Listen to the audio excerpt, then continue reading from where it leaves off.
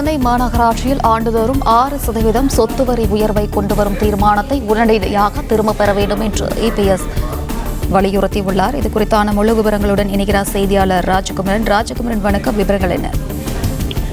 சென்னை மாநகராட்சியினுடைய மாமன்ற கூட்டம் நேற்றைய தினம் மாநகராட்சி மேயர் தலைமையில் நடைபெற்றது. இதில் இந்த ஆண்டுக்கான சொத்து வரி உயர்வாக சென்னையில் 6% வரை சொத்து வரியை உயர்த்துவதற்கான தீர்மானம் நிறைவேற்றப்பட்டிருக்கின்றது. இந்த சொத்து வரி உயர்வு தீர்மானத்திற்கு எதிர்ப்பு தெரிவித்து எதிர்க்கட்சித் தலைவர் எடப்பாடி பழனிசாமி தன்னுடைய அறிக்கையினை வெளியிட்டிருக்கின்றார். அதன்படி தற்போது சென்னை மாநகராட்சியில் சாலைகள் உள்ளிட்டவை முறையான கட்டமைப்புகளுடன் இல்லை என்று சுட்டிக்காட்டியிருக்கக்கூடிய அவர் 6% சொத்து வரி உயர்வை அறிவித்திருப்பது என்பது சென்னை மாநகர மக்களின் தலையில் இடியை இறக்கியுள்ளது என்று விமர்சித்திருக்கின்றார்.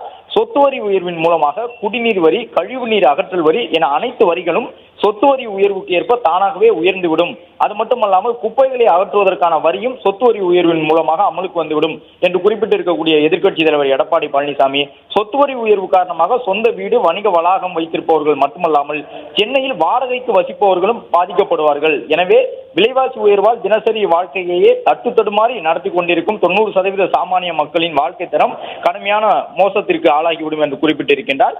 எனவே சொத்து வரி உயர்வு குறித்த சென்னை மாநகராட்சியின் தீர்மானத்தை திரும்ப பெற வேண்டும் எனவும், அது மட்டுமல்லாமல் சென்னை மாநகராட்சியில் மயான பூமியை தனியார் மயமாக்கும் தீர்மானத்தையும் உடனடியாக திரும்ப பெற வேண்டும் என்று வலியுறுத்தி இருக்கின்றார்.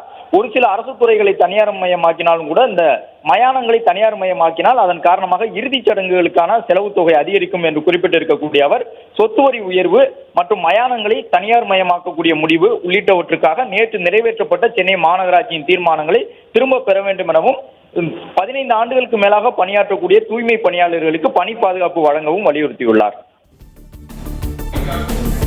விவரங்களுக்கு நன்றி ராஜகுமரன்.